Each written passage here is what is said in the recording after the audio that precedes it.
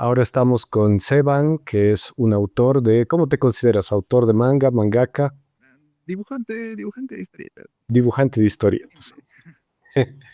Que bueno, que estás trabajando actualmente para Francia, ¿no? Estás haciendo mangas para la Ujú. principal editorial francesa, que es, Francia es el segundo país que más manga produce para el mundo, ¿no?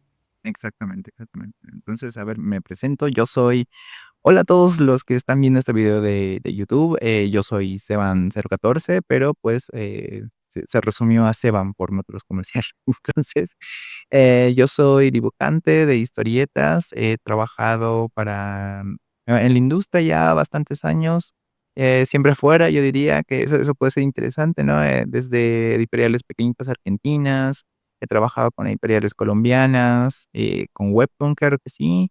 Y actualmente estoy trabajando con Editorial Glenat en Francia, ¿no? Así, Je suis Ivan. Entonces, nada, gustazo estar acá.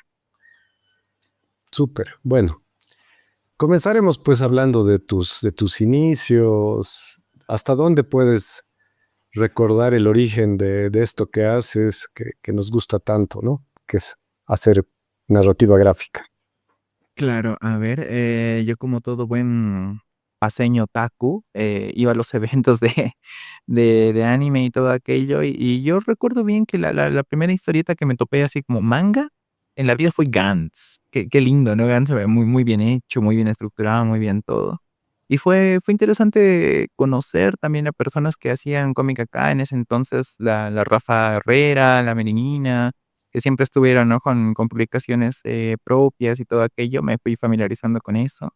Pero yo creo que el punto de inflexión ha sido conocer autores, en un espacio que ya consideramos mítico, en otrora, ¿no? Porque ahora creo que es un espacio un tanto más, institucional, pero creo que antes era un espacio más de amigos, que estoy hablando del CMAC, ¿no? Era, para los que no lo conocen, era un espacio de donde había cómics, había mangas, había de todo. Tú podías entrar, agarrarte un manguita y leértelo así bonito, había café, siempre te atendían muy bonito, entonces, era un lugar donde se congregaban muchos artistas, mucha gente entusiasmada del cómic, del manga, entonces, creo que conocer a gente en ese lugar ha sido lo que ha detonado mi interés por, dibujar y por todo lo demás. O sea, siempre tuve interés, ¿no? Ya saben, el típico niño, en la escuela dibujante y todo lo demás, pero creo que eso es aburrido, que lo verdadero bueno empieza en ese lugar. Creo que sí, ¿no? Por si no sabe la gente que nos está viendo, todavía existe esta biblioteca de cómics en La Paz, Sí, sí. tiene un montón de títulos, aún aunque muchos se han perdido, dicen, ¿no? En esta reestructuración, muchas cosas lindas que íbamos a leer ahí ya no están, han desaparecido, no sé si por censura o porque alguien se las llevó a su casa, pero Lineamientos, ¿no? sí, pero es una pena. Ha sido un espacio que por, no sé, como 15 años ha sido la cuna de un montón de iniciativas de cómic, de manga, de eventos, de mil cosas, ¿no? Era un espacio pequeñito, cómodo, pero con 5.000 títulos para prestarse y leer gratis, ¿no? Claro, puedo resaltar la magia de ese lugar, ¿no? Porque ahora el lugar es mucho más grande, mucho más institucional, lo que se quiera, pero yo creo que la magia de ese lugar, más allá de tener los libros al alcance, era, la luz. Voy a sonar aquí un poco bohemio, pero, era en una esquina, ¿no? De la ciudad, entonces, la luz llegaba muy bonita, era un lugar muy acogedor, era como la casa de un amigo que tenía 4000 cómics y que te los dejaba leer gratis y te ofrecía cafecito, ¿no? Entonces, creo que era muy romántico el lugar y claro, he conocido hay gente que hoy por hoy, es importantísima en el medio y vaya, cómo hemos crecido, ¿no? Ha sido loquísimo. Sí, bueno, yo comencé a ir al CMAC el 2004, Ujú. mira, hace 22 años, y justamente yo estaba con el corazón roto, ¿no? Me había terminado, recién había terminado mi carrera, que era arquitectura, y estaba decidido que no iba a ejercer esa carrera, ¿no? O sea, estaba totalmente decepcionado. Como todo buen historietista. Claro. Y yo sabía que existía este café cómic, pero que tenías que pagar para, o sea, tenías que comprarte un café o algo así para Ah, leer ya. algo. Y estaba andando por ahí, volviendo de la casa de un amigo, y dije, a ver, ya voy a gastar en una Coca-Cola o algo así para leer cómics. Va. Entré y me dijeron, pero es gratis, así te sientas y lees. Yo no podía creer. Y recuerdo ese día como uno de los días más felices de mi vida. O sea, al salir de ahí, así como, hay 4.000 bueno, creo que habían 2.000 en ese momento, todavía no había tantos, pero hay como 2.000 cómics para leer gratis y pues, desde entonces me iba todas las tardes, ¿no? Porque fue un momento de transición, de terminar la U y después recién comenzar a trabajar, entonces tenía tiempo y de alguna manera también ha sido catártico, ¿no? Y además definitorio para decidir a qué me quiero dedicar en la vida, ¿no? Mm. Y bueno, y entrando, conectando con tu historia, se volvió un espacio donde organizábamos cosas como el Festival Viñetas con Altura, pero también organizábamos talleres. Y en uno de esos talleres justamente los conocí, pues no, creo que no tanto a ti, A los Camicornio, pero lo ¿no? conocí al Andrés Montaño, digamos. Y de ahí, y el Gentaro más creo que estaba yendo. Y de ahí les dije, sigamos viéndonos todos los viernes, pues después de que acabe este taller, para dibujar y ver nuestros proyectos. Y ahí nació pues la incubadora de cómics geniales de los viernes, ¿no? Sí, total, total. ¿Sabes qué? Ahorita que recuerdo bien, hay algo que es interesante porque en algún punto, empezando, digamos, todo esto de los eventos que siempre existieron, ¿no? Pero llegó un punto en el que sí se pusieron serios, ¿no? Las organizaciones, traían dobladores, traían cosas y los eventos eran algo novedoso y claro, ahora es mainstream, ¿no? Pero en ese entonces no lo era, sin embargo, congregaba a mucha gente. Y en el CMC se reunían más de un grupo de gente interesadas en dibujar, cómic, ¿no? Para ser más particular, manga, ¿no? Yo me acuerdo que habían grupos como Watashimo, como The Art, como ay, no recuerdo, pero había más de más grupos dedicados a manga, ¿no? Uzui. Sí, también. Legendaria, mítica, aquella. Entonces, ese lugar yo creo que ha sido un lugar donde todos nosotros, tal vez no hablábamos, pero sí nos conocíamos de vista, ¿no? Que sabíamos que estábamos interesados. Y el hecho de que de ese lugar haya saltado a los eventos, que ya era como el lugar para ir a vender, ponte, para que las personas vean lo que estaban haciendo, fue muy bonito. Yo creo que Watashimo hizo cosas muy interesantes en su momento, DR también hizo cosas muy interesantes en su momento, la Reunión también, mítica por ahí sacando algunas publicaciones. Entonces yo creo que muy aparte de los autores que ya estaban consolidados como el Rafa, el América, que siempre estaban por ahí, este lugar ha sido como un hervidero, ¿no? De nuevos talentos que fueron tirando trazos al manga. Con la Rafa, te refieres a Rafael Larrada, con a Merinina, dos autoras de manga que desde los principios del 2000 ya estaban haciendo manga. Probablemente antes Rafaela ya estaba, tiene su debut, digamos, en la revista Bank, ¿no? En el 2000 exactamente, pero ella desde antes ya era parte del Club del Cómic y de otras cosas, pero bueno, Sí, sí, figura que siempre estuvo ahí. sí, sí, sí. Y entonces en el CMC se dio este grupo que le llamamos la incubadora, ¿cómo era? La incubadora de cómics geniales de los viernes. Y en este grupo estaban, por ejemplo, el Andrés Montaño, que ahora es uno de los pilares de la historieta boliviana, ¿no? Con Lerita de Casa 100 y con su novela gráfica eh, y con Maldito Hotel y con sus obras anteriores, ¿no? Ujú. Y con la revista Animal Fosforescente también que está ahí haciendo dibujar a mucha gente. Y está el Gentaro, que el Gentaro, bueno, se ha perdido el Yasser Kim, porque se lo encuentra así en las redes, ¿no? Nosotros lo decimos Gentaro, pero creo que es más conocido. Su primer nombre artístico fue Kenta. Ella. Sí, exacto. Él ha estado un poco fuera de las publicaciones porque ha estado desarrollando una exitosa carrera en publicidad, pero ahora está volviendo, ¿no? Claro, sí, no, siempre ha estado ahí. Yo creo que es uno de los primeros que descubrió cómo se usaban las redes para promocionar su trabajo. Entonces, Sí, yo sí, sí, sí, también valió mucho la pena. sí, sí. Y bueno, y también iba a las reuniones la Diana Cabrera, bueno, que prefiere que le digamos Diana Val. Diana Bal, sí. Claro, igual es otro de los pilares de la historieta en Bolivia. Sí, sí, fue loquísimo. Entonces, yo creo que ahí nos conocimos todos y fue interesante. Yo creo que parte de la historia, se resumió en esa mesa, ¿no? Es muy curioso porque en aquel entonces éramos simplemente entusiastas de esto que tanto nos gustaba, dibujando, haciendo pokeduelos, como decía el chique, nos poníamos un personaje y era como que nos pasábamos, ¿no? El personaje y era como, a ver quién dibuja a Batman, a ver quién dibuja a Spawn, ¿no?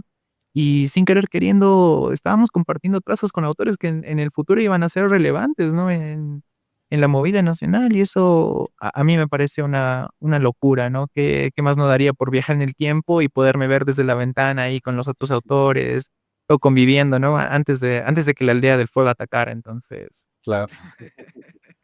fue muy, muy bonito. Sí, lo has mencionado al Quique, ¿no? También iba a estas reuniones en Risaco, pues que aunque no ha hecho mucho cómic, como Ilustrador, ilustrador sí, digamos, y sacado mucho, ¿no? 2 o 3 veces me han preguntado, acerca de mejor ilustraduría. Yo siempre digo Norisaco Sánchez, así over the peak. Creo que muchos le aprendimos muchas cosas, y siempre lo veo como el héroe, ¿no? En el que quería convertirme y terminé en un lugar completamente extraño y novedoso, pero vaya que yo sí le tengo muchísimo aprecio, sí, siempre. Claro, ustedes, por lo menos Gentaro y vos, eran bien. Yo notaba eso, como que tenían una admiración muy grande por el Quique, Sí, ¿no? no, no, yo de buena gana, sí era su psychic, o sea. Que era impresionante, es impresionante verlo dibujar. Es una de las personas que parece una impresora, ¿no? No, es que yo resalto a Quique Sánchez como el artista bohemio, ¿no? El artista, o sea, si alguien se imagina un artista, yo quiero que aparece la imagen de Quique Sánchez porque era uno de esos autores que era muy suelto, tenía un trazo bastante ligero, los temas que tocaba, cuando hablabas con él, ¿no? Era fascinante, más allá de verlo dibujar, que yo creo que hay muchos que técnicamente dan mucho juego, ¿no? Tenemos a monstruosidades, prácticamente como Álvaro Ruilova, por ejemplo, ¿no? Que podemos sorprendernos cómo dibuja. Pero yo creo que convivir con Quique Sánchez ha sido una experiencia muy loca porque él conocía y amaba los conceptos de los cuales dibujaba, ¿no? Yo me acuerdo que en algún momento, así siendo un psychic, traté de dibujar, ¿no? Lo que él dibujaba, pero yo no encontraba nada, no, o sea, a mí no me salía como le salía a él, ¿no?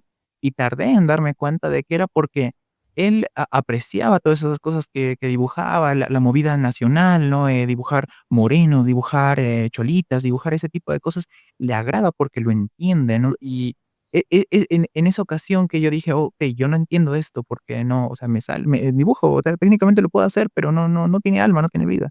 Y es porque no lo entiendo. Entonces, fue la primera vez que pude hacer introspección y decir: "Okey, ¿qué es lo que yo entiendo y de lo que quiero dibujar?", ¿no? Que eso es lo que me lleva a mi primer paso en esta carrera que estoy teniendo de historietista con Kataku. Claro, o sea, tú puedes hacer un puente directamente de ese momento, que por cierto, de esta incubadora salió un sello que era Comicornio, ¿no? Sí, con mi carne. Que hicimos, bueno, más ustedes que yo no participé tanto ya en los fanzines que se hicieron en ese momento, Ujú. eh, pero tú de ahí directamente puedes hacer un puente a Kataku. Yo diría más bien que voy a tocar el punto más importante que, mira, que he estado viendo entrevistas de muchos, autores que hablan de su trabajo y de todo aquello, pero yo creo que el punto de inflexión máximo fue la pandemia.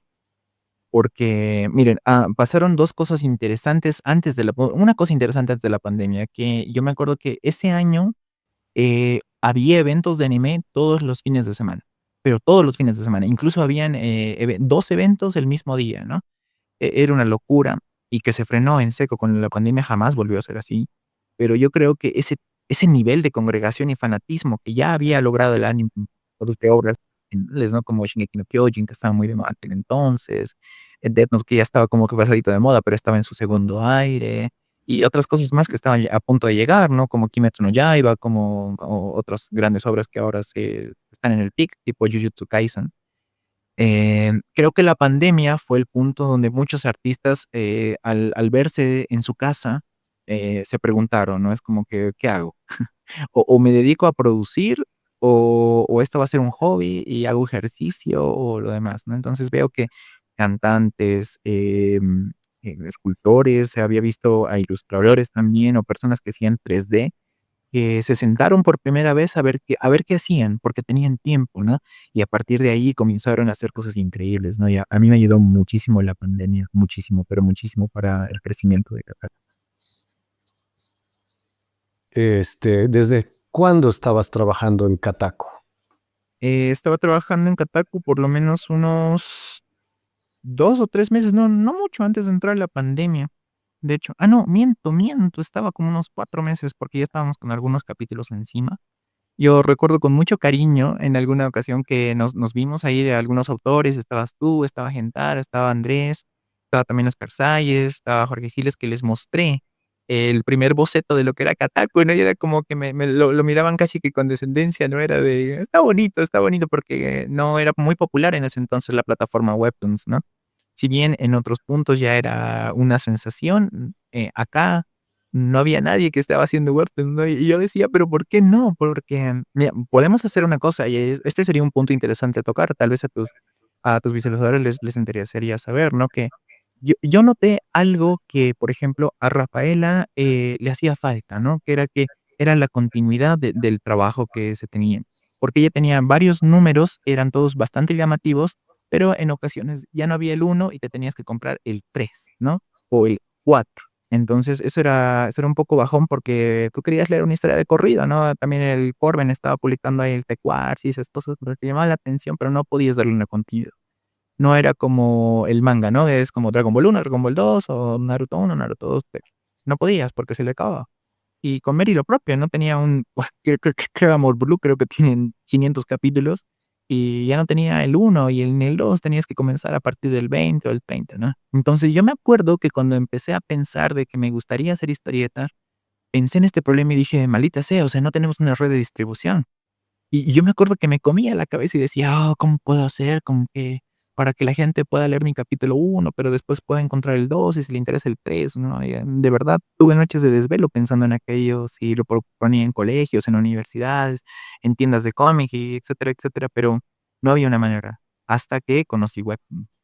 El medio web era el medio, perfecto para poner tus cosas ordenadamente, ¿no? Que el capítulo uno esté disponible, pero tú habías sacado el 10 y la gente se podía leer los 10 capítulos de corrido, ¿no? O sea, a mí eso me pareció asombroso, maravilloso, porque yo ya no tenía que encargarme de distribuir, solamente tenía que encargarme de producir, ¿no? Creo que, los artistas nacionales, por lo menos los que he conocido durante ese tiempo, estaban muy pendientes de que el rédito, o sea, el dinero, los dineros llegan rápido, ¿no? Como vamos a imprimir y vamos a vender a 10 pesos y si vendemos 30 ganamos 300, digo, 3000, ¿no? O sea, y era una locura escucharlos hablar así porque yo decía, pero ¿qué importa si ganamos o no? Lo que importa es que la gente lo lea, ¿no? O sea, llegar y contar tu historia, para mí eso era más importante que ganar dinero al principio. Entonces, cuando comencé Kataku, yo comencé muy ilusionado, pero fue la clave fue mi señora, mi futura esposa, mi prometida, la Laurita, Violet Lau, que me dijo: "Yo te conozco. Tú vas a sacar un capítulo y lo vas a dejar ahí. Mejor tú prepara 5 capítulos y después vemos", me dijo. Entonces, yo hice el storyboard de 5 capítulos y a partir de ahí los fui lanzando, ¿no? Entonces, ya tenía como que un colchón, y sabía que si me tardaba una semana tenía para seguir publicando y para que la gente la siga leyendo. Y coincidió de que en inglés no lo leía nadie, en inglés no lo leía nadie, creo que tenía 3 likes, yo estaba súper triste, pero anunciaron Webtoons en español. Y el primer día que lo publiqué ya tenía como unos 3000 suscriptores, era una locura, publiqué creo que 3 capítulos en 3 días así consecutivos y llegué como que 15,000 muy rápido. En ese tiempo toda la gente además estaba como ya estaba en sus casas, me acuerdo para el tiempo que reventó todo esto. Fue una auténtica locura. Yo creo que más allá de un rédito económico, más allá de, qué sé yo, lo bonito que es tener el producto impreso, ¿no? Yo era muy feliz con los comentarios de las personas, ¿no? En Webtoon siempre había de: me parece fascinante", o "qué divertido, qué chistoso", y se encariñaron con los personajes. Y yo creo que eso me dio el combustible necesario para seguir haciendo, para seguir produciendo, ¿no? Porque es difícil, es un trabajo demandante, pero creo que con el cariño de las personas tú tienes el combustible necesario para seguir, seguir, seguir, seguir, seguir. Súper. Bueno, em, Kataku, ¿de qué trata? Para la gente que no sabe de qué estamos hablando. Ok, Kataku es un webtoon que trata de la historia de un dibujante de manga y una chica K-popper, pero el detalle es que el dibujante de manga pierde su brazo en un accidente y la chica K-popper pierde la pierna en el mismo accidente, ¿no? Entonces vemos el drama que conlleva de que ambos han perdido sus herramientas principales para hacer lo que más aman, ¿no? El dibujante pierde su mano, ella pierde su pie y ella quería ser como idol y tenía como ascendencia coreana, entonces tenía como una oportunidad de entrar a la industria, pero ambos se ven, qué sé yo, atribulados por este accidente. Y la historia gira en eso, ¿no? En cómo uno conoce el mundo del otro, que son las cosas otakus, y otro conoce las cosas K-popers, ¿no? Y en ese entonces era un tema bastante novedoso para la audiencia, porque ahora el K-pop es mainstream, ¿no? Pero tenemos K-pop de Unicorn, pero en ese entonces no había tal cosa. Y la gente lo recibió con mucho. Claro, y el éxito que tuvo hizo que Webtoons te convocara, que seas, ¿cómo se llaman? Originals, ¿no? Original. Sí, esa es una historia bonita, la voy a resumir bastante. Yo me acuerdo que por pandemia, pues ya todos la pasamos mal, sabes que la economía boliviana se titiló bastante. Entonces a mí me llegó el tiempo de ser responsable, ¿no? Ponerse la corbata y entrar a una oficina a trabajar. Y estaba trabajando en una oficina para cuando estaba haciendo Pataku número 17. Para ese entonces ya tenía algo así de 53,000 seguidores en el, en el web, ¿no? Después se disparó aún más, pero me acuerdo que esa cifra la publiqué incluso en Facebook. Entonces, entro a trabajar a oficina, les dije a los lectores que se esperaran porque me iba a tardar en acostumbrarme a trabajar y volver a casa y estar cansado. Pero pasó algo que yo creo que conmovió al mundo entero, que fue la muerte del maestro Kentarmia. Cuando muere el maestro Miura, a mí se me hace un chicharrón en el corazón, porque dije: "Oh, Dios mío, o sea, si a un autor tan grande le puede pasar esto", ¿no? Porque uno no tiene la vida comprada, uno puede morir al día siguiente. Entonces, me tocó la fibra sensible y ese día me acuerdo en el trabajo la pasé muy mal, creo que estaba como nubilado. De hecho, mis colegas de trabajo pensaban que se me había muerto un pariente, ¿no? Esa cara tenía, supongo, y no me preguntaron más nada. Pero me acuerdo que ese día me soltaron temprano y volví a casa queriendo hacer el capítulo 18 lo más pronto posible. Entonces me puse a trabajar en el guión y en el Nemo, y tanta fue tanto cariño yo creo que le puse al capítulo 18 de Kataku, que fue la gota que rebalsó el vaso, ¿no? Me acuerdo que después de eso llegaron como que 20, 30,000 suscriptores, así como en menos de 2 semanas, algo así. Y un par de semanas después me llega el correo electrónico, ¿no? Hola, estimado Seban, queremos ofrecerte la posibilidad de que trabajes con nosotros, ¿no? Y para mí recibir ese correo fue el principio de todo lo bueno que me iba a pasar después. Me acuerdo de abrirlo, llorar mucho y estar contento, no porque yo iba a tener qué sé yo, que yo soy original, no, sino porque iba a poder contar la historia de mis personajes, ¿no? De principio a fin. Eso es lo que yo más he estado y eso hizo pasar. Para la gente que no sepa, ser original en Webtoons significa que Webtoons te va a pagar por producir tus propios mangas, ¿no? Tus propios cómics. Y que además vas a tener un editor, ¿no es cierto? Alguien que va a hacer seguimiento de tu trabajo y te va a... ¿Cómo ha sido ese trabajo con editor? Vaya, y de hecho, por Bakuman uno tiene muy claro, supuestamente, ¿no? Cómo va a ser trabajar con editor. Pero, mi experiencia fue bastante cordial. Yo me extraña mucho, de hecho, podría ser aquí un hincapié de que me extraña mucho, porque después en Internet salieron controversias, no acerca de Webtoon Lab y tal. Pero a mí me extraña muchísimo porque, sí, siempre fue muy cordial el trato de Webtoons para conmigo como autor. Desde la primera vez que conocí a mi editor, siempre fue un gran tipo, Federico Soto. Abrazo grande, hermano, siempre estés donde estés. Te recuerdo con mucho afecto porque siempre fue muy cálido conmigo. Nunca discutimos de nada o tuvimos alguna diferencia. Siempre él venía con, qué sé yo, consejos muy profesionales, ¿no? De mejor llegamos a este punto, mejor hacemos esto, o mira, este globo mejor lo retiramos y ese tipo de cosas. Entonces yo siempre le voy a estar muy agradecido, porque fue una experiencia muy tranquila. Y por eso a mí me extraña cuando la gente tiene estigmatizados a los editores, ¿no? Como que vienen con un látigo y te van a decir: "Ah, tienes que dibujar, dibujar, descansa, o dibuja, dibuja".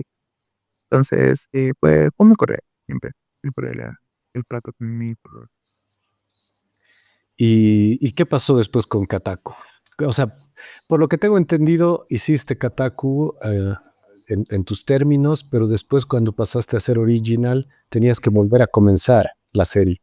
Sí, sí, eso fue algo que vale la pena contarse porque cuando yo era Canvas tenía la dirección completa, ¿no? Del webtoon. Entonces, mi historia, como era un romance adolescente prácticamente, necesitaba tiempos de exposición, ¿sabes? De mostrar cómo un personaje sale, cómo otro personaje sale de su casa, cómo le da el sol, cómo disfruta de la vida, ¿no? En general. Pero cuando fue original, se me pidió que llegara a ciertos puntos, más pronto, ¿no? Es como que se conozcan un poquito antes, que pasen estas cosas, ¿no? Esos son lineamientos de la empresa, eso yo lo entendí perfectamente y tuve que hacer los ajustes necesarios. Pero, ¿qué pasó? Yo creo que a la gente le gustaba mucho este ritmo más relajado de ver a enamorados, adolescentes, ¿no? Ya sabes, son cosas que te ponen nervioso, cómo reacciona, les había pasado un accidente terrible, ¿no? Había perdido uno un brazo y otro una pierna, ¿cómo iban a reaccionar? Entonces, yo me acuerdo bien de que hubo comentarios que incluso me llegaron directos a mi Instagram que la gente estaba loca porque yo había pensado de que se iban a encontrar en una máquina de sodas, me acuerdo bien de ese capítulo, y la gente era de: "¿Y qué? ¿Máquina de sodas? No sé qué diablos", y me acuerdo que había un hashtag, o sea, era increíble, era increíble. En Webtoon Original tuve que sintetizar un poco la historia y creo que a la gente eso no le gustó tanto, por eso al Webtoons Original no le fue tan bien, no fue tanto boom como fue el Canvas por, ciertas cosas de timing, ¿no? Porque tuve que sintetizar algunas cosas y al final yo terminé contando la historia que quería contar, eso está ahí.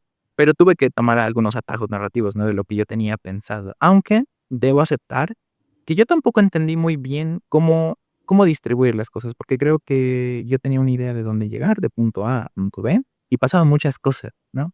Pero el webtoon es más relajado, entonces, no debería lanzar tanto, debería arriesgarme a contar simplemente un arco, porque yo estaba completamente seguro de que si lo hubiera hecho así, los lectores hubieran bancado que hubiera un Ataco temporada 2, que Ataco temporada 3. Entonces, yo creo que fue un poco mi primera experiencia, o sea, de novato completamente en la industria, pero lo recuerdo con gran cariño. Vamos, esa época fue dorada porque el hecho de ser mangaka, ¿no? O sea, de ser y fue que Violet Lau me escribió, mi novia, mi pareja.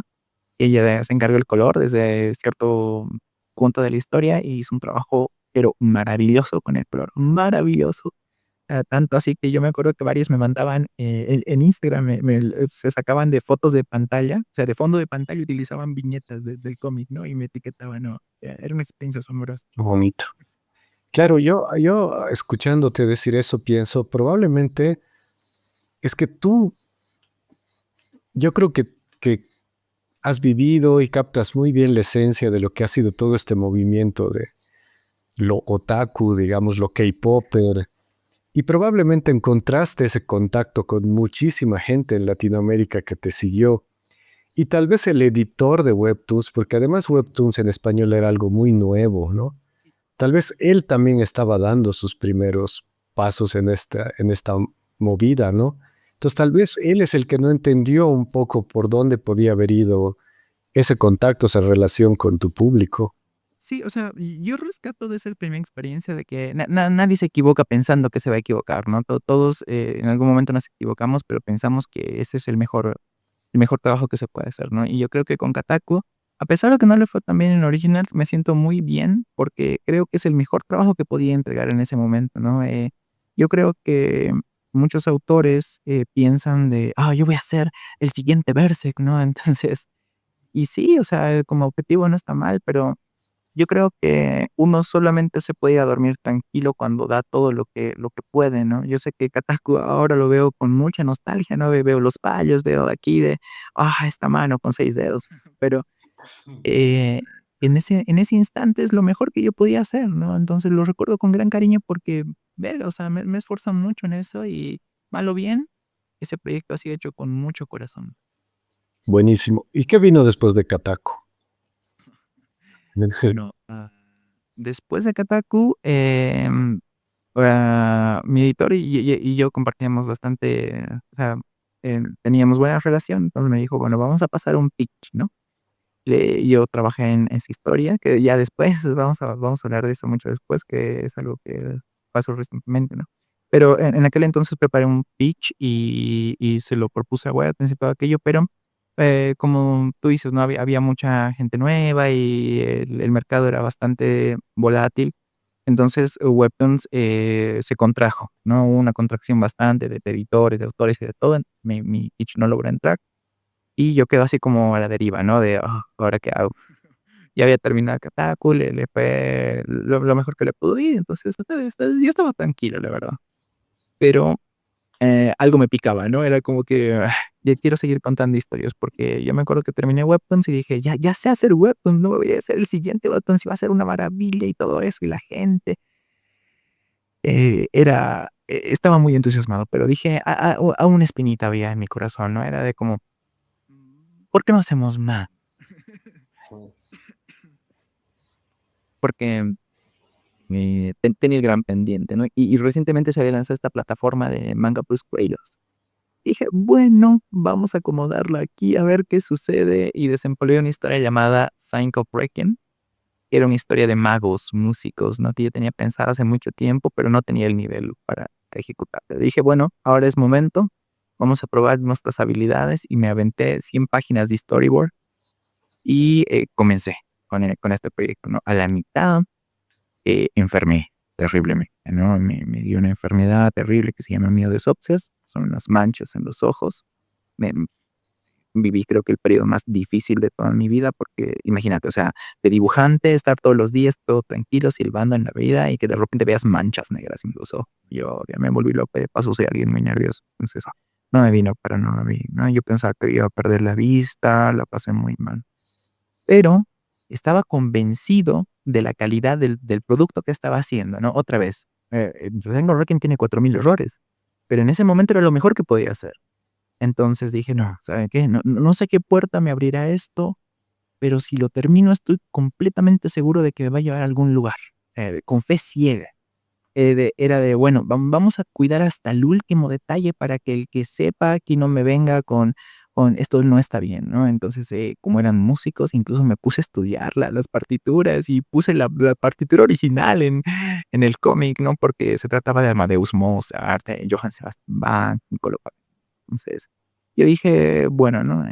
Esto sonará muy romántico, ¿no? Pero es que yo no quería ser menos que el maestro mío, ¿no? Maestro mío era creo que hasta el último trazo que hizo, que puso en Berserk, lo puso con Carini, y yo quería hacer lo mismo con Sengoku, que no era una carta de respeto, de admiración. Y cuando lo publiqué, no tenía ningún conocido, ¿no? Yo en redes soy cero, soy cero a la izquierda, yo creo que no me muevo muy bien por redes. Te conocen en las plataformas donde publicas, pero fuera de eso. Sí, fuera de eso no existo, no soy completamente invisible, entonces lo publiqué así como, ay, ahí va eso, y a la gente le gustó, o sea, me impresionó porque creo que no muchos entendían el concepto de toda la historia, pero es que el arte era llamativo y todas esas cosas. No fue el que más visualizaciones recibió, de hecho, me pasó la gran Bakuman, porque me acuerdo que yo estaba en tercero y una chica que era cosplayer había publicado un manga y me sacó del podio. Claro, yo me acuerdo perfectamente, estábamos todos felices porque creo, me parece que los 3 primeros iban a tener, algo así como un premio, ¿no? Que tenía que ver con porque, para aclararle a la gente que nos está viendo, em, el Manga Plus, la plataforma Manga Plus es una plataforma para leer cómics de forma gratuita, pero que es de, la Shonen Jump, es de Shueisha, ¿no es cierto? Es de la editorial más importante de manga de Japón. Entonces, de repente se han abierto al mercado latinoamericano y tenían un concurso y había premiados cada mes y estos premiados tenían la chance de luego publicar con Shueisha. Y tú estabas muy cerquita de ganar ese mes, de ser uno de los elegidos. Pero faltando nada, como dices, una cosplayer que tiene 1 millón de seguidores sacó un manga, no sé qué tal era ese manga, creo que no era tan bueno, Estaba bonito, estaba bonito. pero te pasó así, te bajó al No, sí, cuarto sí, lugar. fue algo loquísimo. Yo me quedé, o sea, me debería haber enojado, o sea, que me debía haber, no sé, enojado, sí, no, me dio rabia, ¿no? Pero no, la verdad es que me causó fascinación, porque dije: "Oh, me pasó la gran Mashiro", ¿no? Y yo creo que ese mes, estaba compitiendo con una de las mejores obras que se ha publicado en Manga Plus Creators, que es, Fire Ring de Kenta, que es chileno, gran amiga, un gran panita. Después, nos volvimos amigos, hablábamos un montón ahí en un grupo de Discord que estaban muchos autores de Manga Plus Creators, entonces nos volvimos re panas. Y sí, siempre acepté que esa obra tenía mucho potencial, ¿no? Porque el man había preparado la ulti, igual que yo, ¿no? Se planteó hacer la historia y era una historia mucho más sencilla que la mía, con mejor narrativa, de hecho, con un dibujo un poco más, ligero, cosa que era fácil de leer. Entonces, yo creo que a mí me gusta pelearme siempre con los más fuertes, ¿no? Y qué honor que en ese entonces haya publicado una cosa tan fuerte como esa, ¿no? Porque perder ante, o sea, ganar frente a proyectos que no están tan bien, pues sí, no sé, es como aburrido, ¿no? Pero haber perdido ese mes a mí me gustó porque todos lanzaron ultis. La cuestión es que, entre las personas que leyeron mi historia, estaba alguien muy particular que que dijo: "Oh, aquí hay algo interesante", y a pesar de que yo no gané ningún premio en mi anterior participación, em, pasó algo más raro, ¿no? Mucho más inusual. Reviso mi correo un día y me llega un correo de, mi editor, de Fred 2, le digo, porque es curioso, ¿no? Porque en Webtoon mi editor se llamaba Federico y, ahora mi editor se llama Fred, ¿no? Federico igual. Entonces, me llega un mensaje de Fred y me dice, ¿no? Hemos visto tu arte, nos parece genial y te venimos a ofrecer el proyecto, un Requiem, ¿no? Que curiosamente tenía el mismo título. Tenía Sí, sí, no es pasaba. una casualidad. De hecho, yo ahí me voy a echar un poco flores porque ¿Ya? a mí me pasó que yo tengo un amigo que es una herencia del Festival Viñetas con Altura, es el Chiqui Vilca, que, bueno, si estás viendo esta entrevista, Chiqui, te mando un abrazo. Es un peruano, es un fanático de los cómics que, bueno, su superpoder es el mismo que de Bruce Wayne, tiene dinero, entonces viaja a todos los festivales y conoce a todas las personas Qué lindo. clave de la historieta en el mundo, ¿no? Y él venía al Viñetas con Altura todos los años, durante, no sé, 5 años. Y yo lo alojaba en mi casa, o sea, en la casa de mis papás. Claro. Y, y bueno, o sea, hablamos un día y me dice, oye, ¿tú de casualidad no sabes quién es él? Y me mostró el Sign of Requiem. Ya. Y no, tengo un amigo que lo está buscando, pero no sabemos ni de qué país es. Y yo le dije, pero es mi amigo, ¿no? Y le di tu contacto al Chiqui, y el Chiqui fue el que te contactó con las personas, ¿no? De Glenat. Sí, sí, no, ese correo para mí fue una locura porque, yo de verdad cuando estaba haciendo un cycle breaking tenía una fe ciega de que algo iba a pasar. No sabía qué, pero sabía que algo iba a pasar, ¿no? Y esa era como la confirmación de que ya sabía que iba a pasar algo. No sabía qué, pero vaya, al principio debo admitir que yo dije: "Ah, okey, me van a comisionar, me van a comisionar algunas páginas de algo, bueno, hay que trabajar", ¿no? Uno siempre está haciendo cosas, aprendiendo. Bueno, vamos a comisionar. Le respondí y me ofreció el proyecto de Requiem. Y al principio yo miré como con dulzura el proyecto. Dije: "No, qué bonito", porque yo pensaba que eran como un grupo de amigos entusiastas que querían revivir un cómic de hace tiempo, ¿no? Yo dije: "Ay, qué bonito proyecto y todo". No, qué diablos, o sea, eran superstars, eran superestrellas del mercado franco-belga. Dios mío, o sea, ¿con qué me fui a meter? Yo ya había aceptado el proyecto y dije: "Dios, voy a tener que dibujar todas estas cosas con un arte hiperbarroco, con tantas armaduras y todas esas cosas". Y yo encantadísimo, pero creo que cuando me metí al proyecto no sabía en qué me estaba metiendo, al grado que con qué personas estaba tratando, ¿no? Porque son autores reconocidísimos, ¿no? El maestro Oliver Leroy y el maestro Pat Mills, ¿no? O sea, son en Francia son súper, súper. Es hermoso que me haya pasado esto, de que me hayan confiado sus Bueno, poder. dos son muy conocidos en este lado del mundo. Sin embargo, sí han sido traducidos al inglés, ¿no? Es una serie de vampiros, ¿no es cierto? Una serie de vampiros que ya tiene unos cuantos años en Francia, de publicación en Francia. También ha sido editado en otras partes de Europa. Y lo que han hecho ha sido adaptarlo al manga. Y ahí es donde te han convocado para que tú hagas esa adaptación. Sí, sí, sí, para que haga el dibujo, ¿no? Porque estoy trabajando también con un gran profesional, Víctor Santos, que está a cargo del guión. Es un abrazo, él es español porque hizo un cómic que se llama Polaris, que tiene una película, que le adaptaron una película en Netflix, ¿no? Con Mike Nicholson. Yo me acuerdo la primera vez que nos reunimos todos así por Meet de internet, ¿no? Vía internet, y dije, Dios mío, ¿dónde estoy? Yo me sentía un pez muy, muy chiquita, así de, hola, ¿cómo estás? Y todos así de, hola, nos gusta tu trabajo, sí, vamos a trabajar en esto, todos bien entusiasmados, y yo era de, sí, me sentía muy chiquita, pero con mucho entusiasmo, ¿verdad? Porque si algo no tengo es miedo.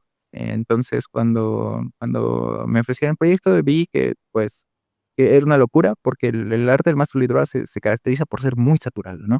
Muy saturado, muchos detalles, muchas cosas. El color es preciosísimo. Yo sabía que yo no iba a poder hacer eso porque iba a trabajar en blanco y negro. O sea, había mucha más dificultad de llevar todas estas armaduras al blanco y negro y que se note y que no se confunda con el fondo. O sea, fue un reto que yo creo que estaba preparado para aceptar en ese momento y me lancé. Y te ha ido bien. ¿Cuándo ha salido? Este manga primero salió en digital. No, no, o sea, sí se publicó el primer capítulo en digital, pero es lo que se hace reglamentariamente como para llamar la atención en las páginas web, ¿no? Pero sí, siempre se prensó en la edición impresa que salió este enero. Y no, sí, le fue muy bien en Francia, entonces yo estoy contento porque, claro, se viene ya el volumen 2 que afinó mucho más mis habilidades, ¿no? Es interesante porque creo que la constante de vida que he tenido como artista ha sido que siempre cada proyecto me enseña una cosa para el siguiente. Y así ha sido una locura, ¿no? Porque yo me acuerdo, aquí haciendo un flashback de todo esto, de cuando los conocí a ustedes, todos los autores, veía a Andrés Montaño, por ejemplo, con Crónicas, al King Yasser con las historias de la Gela, ¿no? Al Quique haciendo, o sea, para mí el Quique, o sea, le ponían Elden Ring y el man te lo hacía, ¿no? O sea, si mañana le llegaba una carta de que va a ser el siguiente guante de no sé qué, de alguna cosa loca, él iba. Entonces, yo me sentía muy chiquito porque yo siempre estaba pareando. Pero creo que esto es de valor para tus visualizadores, ¿no? Porque a mí me pasaron guiones, mis amigos, el Andrés me ha pasado más de una vez un guión que ha terminado dibujando Salva, por ejemplo, Salvador Pomar, gran autores. Él terminó dibujando el proyecto porque yo no pude pasar de la primera página. Siempre estaba fracasando todo el tiempo, no salía de ahí, siempre hacía cositas, pero salía de ahí. Y, yo me acuerdo que participé incluso en el concurso de Norma. Alguna vez te llevé, ¿no? Las páginas así en físico, todavía las dibujaba, con gran ilusión, pero no pasó nada porque todavía no estaba listo. Pero fue, Marcos Di Francesco, argentino, que vio mi trabajo y me dijo: "Bueno, vamos a darte un guión". Y me pasó 6 páginas de un cómic llamado El Al, y esas 6 páginas estaban muy bien estructuradas, en guión. Yo por primera vez me topé con un guión profesional, ¿no? Y dije: "Oh, ya, aquí es la cosa de, ya sabes, viñeta uno composición cenital, no sé qué diablos, esto dice el personaje, el mood es el siguiente", ¿no? Y era de wow, o sea, así trabajan los profesionales, qué locura, ¿no? Y esas 6 páginas me tardó como 4 meses en hacerlas, fue una locura. Pero después de esas 6 páginas me dijo: "Bueno, vamos a hacer un cómic más largo". Y me dio 20 páginas de un cómic llamado Mega Girl. Y, fue una locura porque tuvo adaptación live action, ¿no? De ellos mismos, de su propia productora, fue una locura. Pero, ¿viste cómo, al principio se me confiaron 6 páginas, luego se me confiaron 20 páginas, y luego fue chistoso porque me dijeron: "Vamos a sacar una adaptación manga de esto, tú no vas a estar al dibujo, pero ¿nos puedes ayudar en las tintas?". Y yo dije: "Claro, ¿cómo no? ¿Cuánto es?". 80 y tantas páginas, no es como 3 semanas, y yo No. Bueno, vamos allá, vamos allá. Entonces ya fueron más páginas, ¿no? Y después con web ya no fueron páginas, fueron capítulos. Al principio capítulos de, qué sé yo, 4 tiras, 5 tiras, que eran como una cosa de 35 paneles, por decir algo, y después ya me contrataron para la serialización, ¿no? Después de esos 100 páginas y ahora tengo que hacer volúmenes enteros, ¿no? Creo que he tenido la gran suerte de tener un proceso educativo que me ha enseñado de una cosita pequeña a hacerlo otra cosa más grande, y estoy completamente convencido de que después de terminar esto va a tocar algo todavía más heavy. Yo no sé qué será, pero Yo sí sé. no estoy convencido de que yo sé, Joaquín ya sabe, pero es loco, ¿no? Porque cumples, eso es. O sea, tú eres bueno, tú sabes que eres bueno, te apasiona esto, pero cumples. Alguien te da para hacer algo, lo haces mejor de lo que te piden, entonces te piden algo más grande, lo haces mejor, y así es como has ido forjándote esta carrera, ¿no? Y la verdad es que yo quería justamente entrevistarte, inaugurar esta serie de entrevistas que quiero hacer en el canal de la Viñeteca, porque tal vez no se te conoce tanto aquí en Bolivia, ¿no? No sabemos, bueno, yo sí sé, pero los lectores bolivianos creo que no saben muy bien quién eres, pero resulta que eres uno de los dos autores bolivianos que más lejos ha llegado y que está publicando así en primera división, ¿no? Esto es como si estuvieras publicando en Marvel en Estados Unidos, pero estás publicando en Francia, como que estás así en las ligas mayores, No, digamos. sí, sí, no, y la verdad es que yo te lo voy a comentar, alguna vez estábamos tomando algo y te dije, no, yo no sabía en qué liga se estaba jugando hasta que me dijeron, no, es que tú conoces a Peña Ruiz, ok, sí. Mira, pásale tú un hola, dile hola, ¿no? Mi editor de, llevaba trabajando con él añísimos, ¿no? Con personalidades así, ¿no? Eh, para mí es un verdadero honor, pero también viene con la responsabilidad, ¿no? Y eso es lo que cabe resaltar, siempre creo que has sabido transmitirlo bien, que cada vez que se me ha confiado algo, creo que siempre estoy muy focalizado, ¿no? De vamos a hacer esto, vamos a hacer lo mejor que pueda, y no sé qué pasará, pero vamos a hacer el mejor trabajo que se pueda. Creo que esa actitud de trabajo me ha llevado a trabajar en lugares muy buenos. Buenísimo. Ha sido súper lindo recorrer así tu carrera, ¿no? Tu curva ascendente.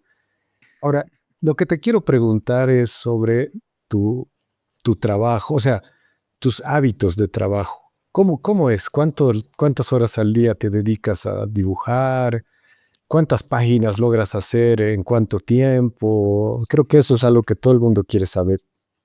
Bueno, a ver, eso depende mucho del proyecto. Ya les digo, en mis primeras 6 páginas, tardé 4 meses y eran 6 páginas de una historia así como que viene el personaje que se aparece, da un brinco y se va. Tardé tipo 4 meses en hacer eso, porque no entendía cómo resolver las páginas. Creo que algo de lo más bonito, que es como autor de historietas, es con 2 trazos o 1000 trazos, no importa, pero es transmitir bien lo que se quiere contar. Si el personaje está corriendo, pues que se note que está corriendo. Si alguien está sonrojado, que se note eso. Y depende de la técnica con la cabeza. Pero voy a hablar de 2 cosas, ¿no? De webtoons y de el manga. El webtoon es bastante más sencillo y más llevadero. Yo creo que a cualquier persona que estaría interesado en tener una carrera en el ámbito gráfico, le recomendaría comenzar por web. ¿Por qué? Porque la composición web nos dice, bueno, un panel a la vez, ¿no? Es como dar una cucharita en tu boquita, así, un panel a la vez. Entonces tienes que resolver solamente un panel, la composición del panel, qué está sucediendo, ¿no? Y ya lo va a parar. Incluso fuera del panel, no hay ningún problema si lo haces. Y eso es bastante amable para comenzar, ¿no? Y de paso, Webtoon hoy en día Webtoon se ha convertido en algo completamente distinto. Yo creo que es un tema completamente aparte, pero en aquel entonces era una cuna de experimentación completa. Yo me acuerdo que había como bichos dibujados con 4 palos que tenían un montón de seguidores porque era muy chistoso. Em, y había otros que eran solo leveling, ¿no? Una cosa riquísima, pero te da esa facilidad de comenzar. El color te resuelve bastantes problemas. Pero en el manga, em, es completamente distinto, porque hay que componer toda la página, hay que ver que se vea todo ordenado y de una manera que es anormal para nosotros, ¿no? Porque es leer al revés prácticamente. Entonces tiene un ritmo completamente distinto.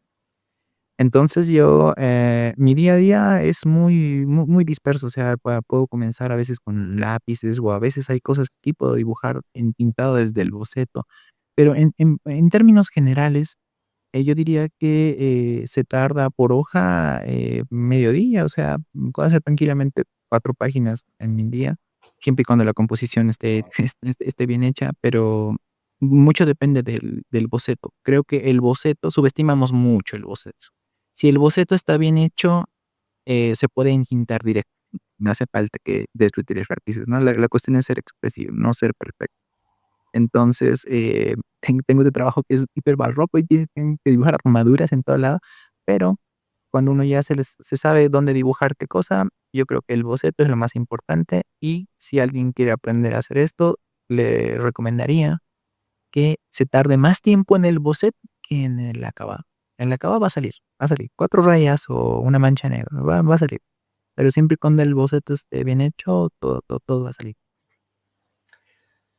¿Cuál es tu fuerte? ¿Qué es lo que haces más rápido y qué es lo que más te hace renegar, lo que te cuesta más todavía? Ah, qué locura. Soy un poco al revés, yo diría en ese sentido, porque tengo muchos colegas, actualmente tengo muchos colegas que dibujan historietas, no les cuesta mucho dibujar multitudes y ese tipo de cosas, y a mí me resulta bastante fácil. Son reglas de como de composición, ¿no? Primer, segundo, tercer plano, y esas cosas, y se ven éticas, ¿sabes? O sea, cuando ya terminas la página dices: aquí van a pensar que me tiro una semana entera", ¿no? Pero lo hiciste en mediodía, también depende mucho el estado de ánimo. Pero yo creo que la epicidad, ese tipo de cosas de tener muchos personajes en la página y ese tipo de cosas se me dan bastante. Creo que en la parte en la que más sufro es donde no tengo muchos elementos con los que jugar, ¿no? Porque como esta narrativa es barroca, entonces, cuando no tengo muchos elementos me desespero, ¿no? Y el blanco de la página queda así como y me da en esas páginas sufro un poco. Pero después sí creo que sí es bonito. Creo que el manga te da esta perspectiva de que o lo haces hiper detallado o metes 4 rayas. Y es una Claro. disciplina artística todo el tiempo. Y cuando dices 4 páginas al día, ¿te refieres a lápices y tinta? ¿A qué te? Sí, o sea, es que en el manga, en el manga de cómic en general, yo diría, es un vale todo. Es un vale todo. Tú dibujas un personaje a tal, lo puedes repetir más allá, ¿no? Entonces, sí, 4 páginas acabadas al 100%. Eso siempre, nunca cuento las tramas, porque las tramas las pongo muy aparte, ¿no? Pero 4 páginas contadas monocrom y los puedo terminar en un buen día, ¿no? Claro que también tengo días en los que, qué sé yo, avanzo una viñeta, pero no estoy de buen humor o algo así, pero trato de que esos días sean los menos, ¿no? Yo creo que hay algo que Jorge Jiménez dijo que yo lo tomo como mi religión casi, y es que los mejores historietistas son los que no se nota el día que estaban cansados y el día que estaban de buen humor, ¿no? Entonces trato de que esa línea se mantenga. Wow, buenísimo. Y has mencionado a Jorge Jiménez. Justo una de las cosas que te quería preguntar era, ¿qué? Bueno, siempre es la típica, ¿cuáles son tus influencias y qué sé yo? Pero no quiero entrar a ese cliché de preguntarte cuáles son tus influencias, sino ahorita, ¿a quiénes admiras? ¿Qué estás leyendo? Eh, Bueno, creo que estamos en una época bastante interesante, que estamos, cerca de una reestructuración grande. Yo creo que cuando notas que algo se vuelve muy popular, tienes que estar, absolutamente en el punto contrario para coger la carrera desde cero, ¿no?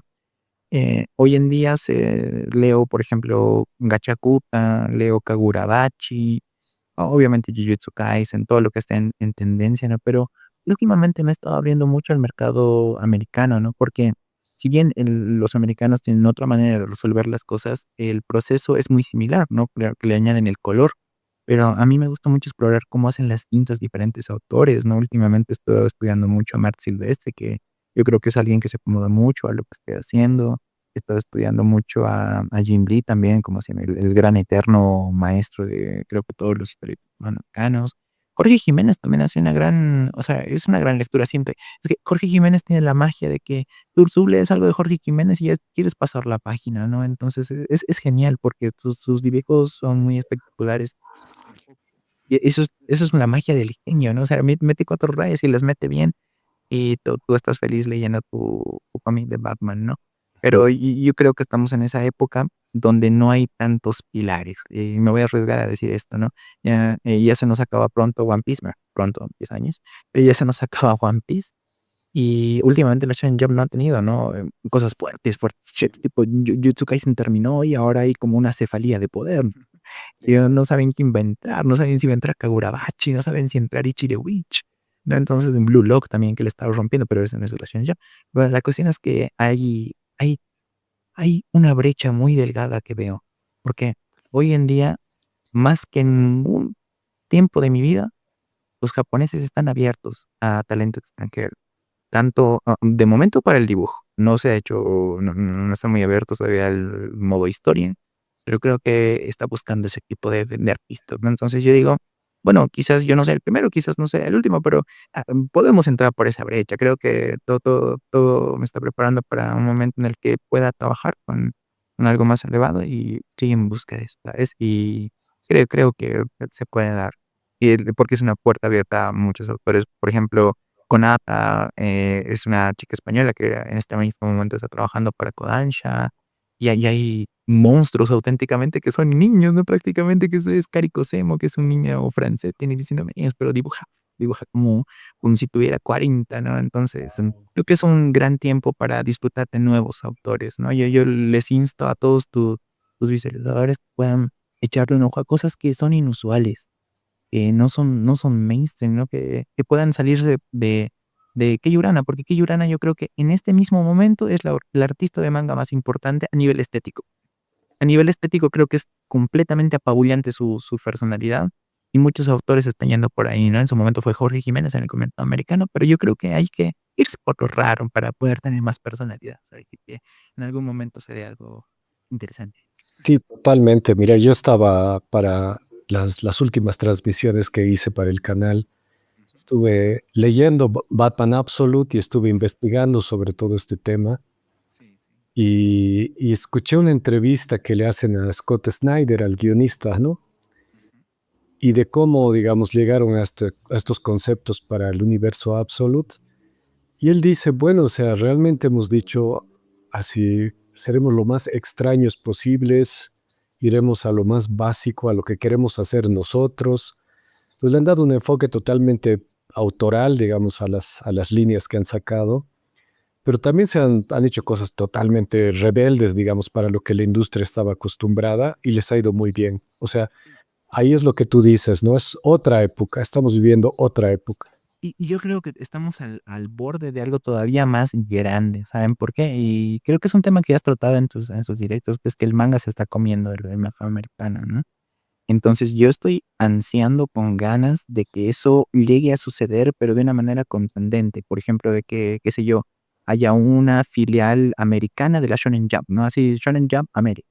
¿Qué pasa? Cuando eso suceda, que yo no lo veo así como algo descabellado, o algo similar que suceda, las empresas americanas van a tener que responder. Van a tener que responder con algo. Algo se van a inventar. Yo no sé qué es lo que va a pasar, pero estoy completamente seguro de que si eso pasa, o incluso ahora mismo ya deben estar pensando qué hacer, porque son empresas enormes y que quieren vender. No se puede, Marvel no se puede caer, DC, bueno, Marvel está muy de acá, capa que para ellos, pero DC no se va a caer, no va a no va a dejar de ser ese icono tan importante. Entonces, en esa reestructuración veo muchas oportunidades de hacer cosas bonitas, de que nos cuenten historias nuevas, tal vez que se alejen un poco del concepto superheroico, ¿no? Que nos presenten cosas nuevas. Yo estoy deseando de que eso suceda por el boom de ideas que va a haber después. Parece que sí, o sea, que están apuntando un poco a algo parecido al tankubón, ¿no ve? Así que salgan tomos, que La Watchmen salió en un formato así similar, ¿no? Tipo Tacobón. Y a es o sea, sí, hay un formato pequeño que se llama DC Compact, que es como el Kanzenban en realidad, es ese tamañito. Pero también, por ejemplo, Ultimate Spider-Man o los mismos Absolute son casi que capítulos bien claritos, como que tú agarras cualquier grapa y disfrutas la grapa aunque no hayas leído antes, pero también está bien pensado para los tomos, digamos, para que tú colecciones los tomos y en eso le está rompiendo, o sea, Absolute Batman así está vendiendo un montón, porque justamente está siguiendo eso, no solo es eso, ¿no? También de eso he hablado en los lives, sobre cómo están realmente así tomando nota de todo lo que ha hecho el manga y lo están aplicando en el mercado de superhéroes y les está yendo súper bien, ¿no?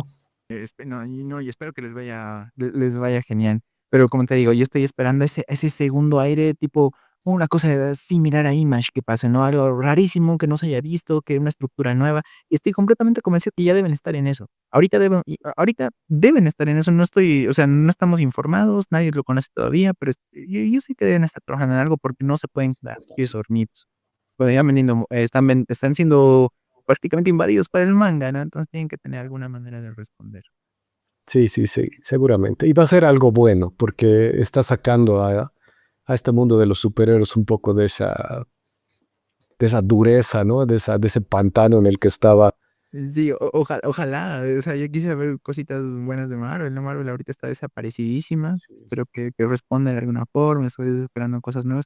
Y mira que tenemos ejemplos, tipo, ¿qué se llama esto? Es la serie que adaptaron, es un superhéroe de Marita, no me acuerdo. ¿Qué se llama?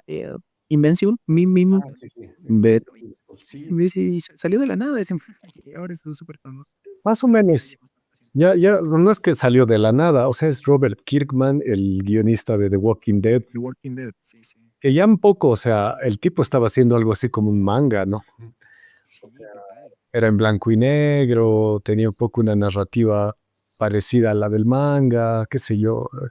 Entendía mucho de esto ya él, y creo que en Invincible lo ha aplicado más todavía.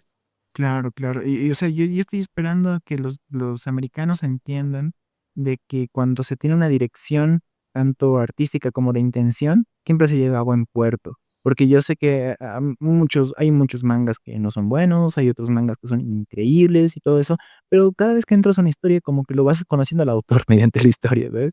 Entonces, eso es muy lindo del manga y creo que a los americanos les vendría bien ese entendimiento. Es fascinante ver cómo estas 2 maneras de hacer las cosas están encontrando maneras cada vez de aprender una de la otra, ¿no? Estamos en esa época y qué bonito estar aquí. Sí, lindo. Bueno, querido Seban, hemos hablado una hora y un poquito más. Ha sido súper lindo hablar sobre todas estas cosas contigo. A ver si en otra ocasión pues hablamos de cosas más técnicas, digamos, alguna vez podemos dibujar o qué sé yo, ¿no? Igual en una Sí, misión. podemos hacerlo, creo que sería de interés porque cuando yo estoy medio desaparecida en redes sociales, creo que no se me conoce para nada, pero creo que sí, si podría decir algo para terminar, es que, los autores nuevos, los que están comenzando y los que quieran una carrera, entiendan de que esto es como una maratón, no lo vean como 100 metros planos. Yo creo que siempre estoy muy entusiasta de iniciativas como el Miku 424, por ejemplo, no sé, te tengo que trabajar en estas flores y eso, pero es que la carrera de historietista no es una competencia de 100 metros planos, es una maratón. Entonces, todos los nuevos autores deberían explorar la manera de contar sus historias y preocuparse por lo que tienen que preocuparse, es dibujar y contar sus historias. Encuentran la manera en la que ustedes pueden hacer eso y solo eso, ¿no?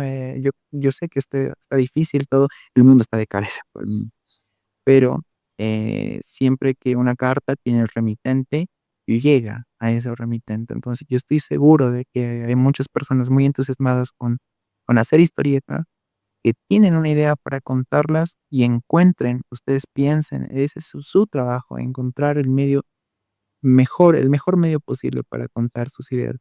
Siempre y cuando ese proyecto sea sincero, llega a algún lugar y van a tener la oportunidad de trabajar con personas increíbles, conocer gente talentosísima, ¿no? Y pasarla muy bien, aprender ustedes. Así que, dibujemos todo. Eso, dibujemos. Un abrazo, querido Seban. Vamos a estar hablando en otra ocasión y bueno, te agradezco por haber compartido todo esto con los seguidores, con los suscritos y los que ven nuestro canal, ¿no? Nuestro experimento de la viñeteca.